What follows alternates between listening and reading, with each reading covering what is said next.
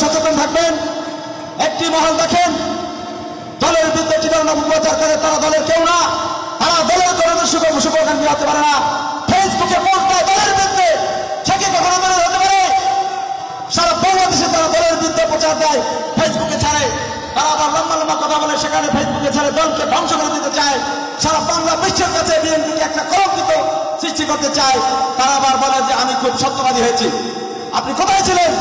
আপনি আগে নিজেকে তদন্ত করেন। আপনার কয়টা মামলার আসামি? আপনি কতবার পিটান খেয়েছেন? আপনার জন্ম কত সালে? আপনি কতদিন থেকে বিএনপি করেন? আপনার বংশমর্যাদা কি? আপনার শিক্ষাগত যোগ্যতা কি? আপনার নিজের অ্যাক্টিভিটিস কি? সেটা বিবেচনা করে অন্যের বিরুদ্ধে সমালোচনা করবেন।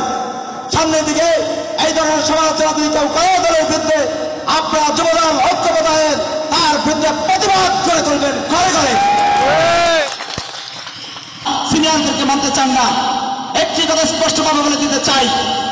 আমাদের নেতা বলেছেন, আমি যাদেরকে নেতৃত্ব দিয়েছি, আমি যাদেরকে পদ পদবি দিয়েছি, তাদেরকেই মানতে হবে।